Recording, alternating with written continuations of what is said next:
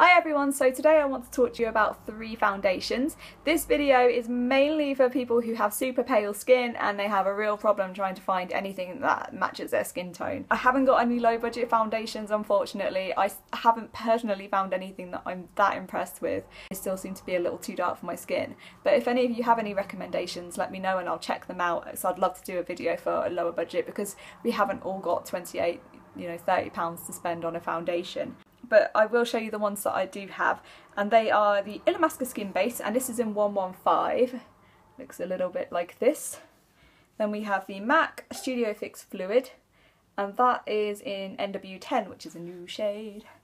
And then we've got the Estee Lauder Double Wear Foundation, and that's in 1C0 Shell. Start with Illamasqua. This retails at £27, so quite a high price point. It's really pale. It's the second lightest. The lightest is white. Before I tried this, I tried the Rich Liquid Foundation, and it showed up every dry patch that I didn't even realise I had. So I just didn't get on with that foundation, so I switched to Skin Base. Now this looks amazing on so many people, and when the Pixie Woo girls do tutorials, they just look incredible, their face looks flawless. It doesn't necessarily work for me, this one, but I wanted to recommend it to you because the thing is with this, and probably the Rich Liquid Foundation, it's my skin type. It's not necessarily that it's a bad foundation at all. What might work for you might not work for me, vice versa. This is not me saying that it's a bad foundation, that's why I'm recommending you go out and try it.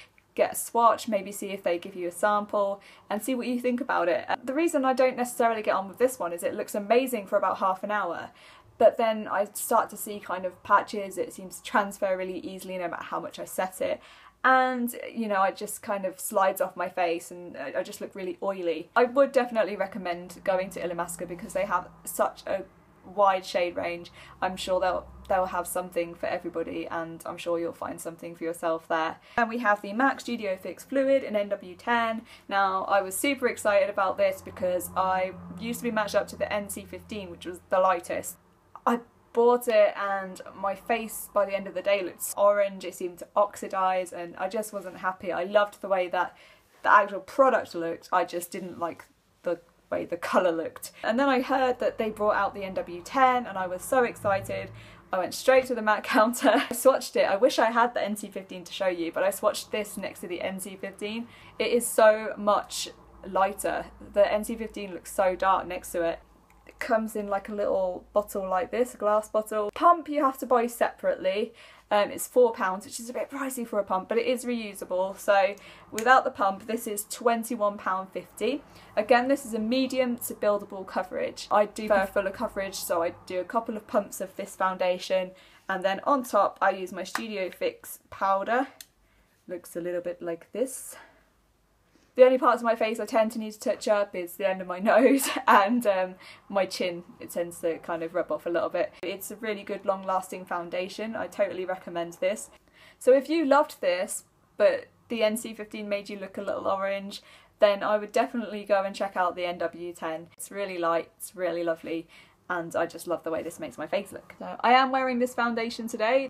So the next foundation that I wanted to talk to you about was the Estee Lauder Double Wear Stay in Place Makeup, and this is in 1C0 Shell, and it comes in a really lovely expensive looking bottle like this, and it is expensive. It's £28.50. I know when I think I've been using this for about 9 years now, and I'm sure I used to pay about £23, £24, so it has gone up quite a lot, but then everything has. I don't mind though because I love this foundation. Nothing comes close to this foundation in my opinion. I haven't found anything as good as this. It's super full coverage. If you suffer from any kind of acne scarring or anything like that, this will cover it, and it just covers it beautifully. I don't have to wear concealer when I'm wearing this. It's just brilliant. I can't say how much I love this enough. The only thing with this, as lovely as the bottle looks, it doesn't have a pump. And especially when you get to the end, you have to kind of start like dabbing it on your hand like that. And then I always find like this, too much product comes out and you end up having to scoop it back in, and I'm always sanitizing my hands because of hygiene reason. But I never break out with it, even though it's a full coverage foundation. I've never had a problem. It's never affected my skin.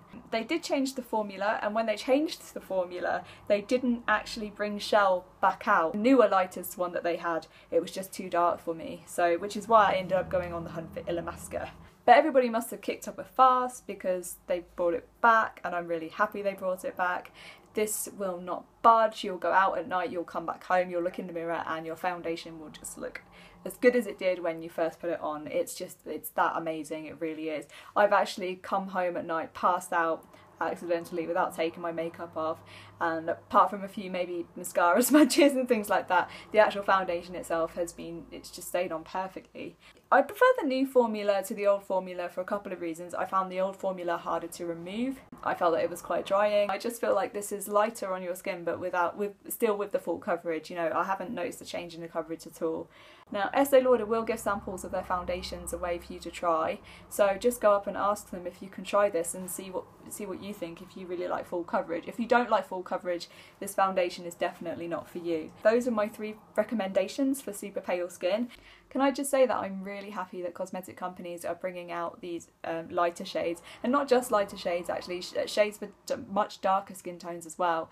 I always find that people who have pale skin or really dark skin seem to struggle in finding a foundation that's going to suit their skin tone. So I'm really happy that cosmetic companies are paying attention to that, and they are bringing more of these shades out, and you've got more options. Really sorry if you can hear any kind of background noise. I live next to a main road, so any swooshing you can hear, it's that. I hope you all have a really good night, and I'll see you soon.